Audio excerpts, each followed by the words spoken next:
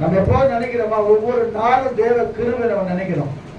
ஒவ்வொரு நாளும் காலையில் எழுந்த உடனேப்பா உங்களோட கிருபைக்காக நாங்கள் உண்மை ஸ்தோத்திரம் பாப்பா, நீங்க இரவெல்லாம் எங்களை பாதுகாத்தீங்களே உனக்கு நன்றி என்று சொல்லணும். ஏன்னா காரணம் சொல்ல வேதம் சொல்லுகிறது, எந்த ராஜாவும் யாராவது இருந்தாலும் சரி, ஏன்னா சில நேரங்களில் சொல்லுவாங்க கர்த்தருக்கு ஸ்தோத்திரம், சதாம் ஹுசேன் கேள்விப்பட்டீங்களா?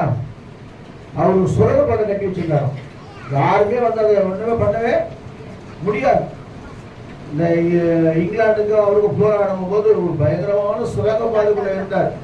ஆனா அதையும் கண்டுபிடிச்சிட்டு உள்ள போயிட்டு அதான் செஞ்சுட்டாங்க, அரெஸ்ட் பண்ணிட்டாங்க. இந்த வானத்துக்கு மேல ஏறினாலும் சரி, தேவ கிருபை இல்லைன்னா இந்த உலகத்துல ஒரு நிமிஷம் கூட நம்மளால வாழ முடியாது. ஏன்னா வேதம் சொல்லுகிறது, ரட்சிக்கிறதுக்கு குதிரை விருதா, அது தன் மிகுந்த வீரியத்தால் தப்புவியாது. ஏன்னா அடுத்த வருஷத்தை வாசிக்கும், ரொம்ப முக்கியமான வசனம் தான், நமக்கு பயந்து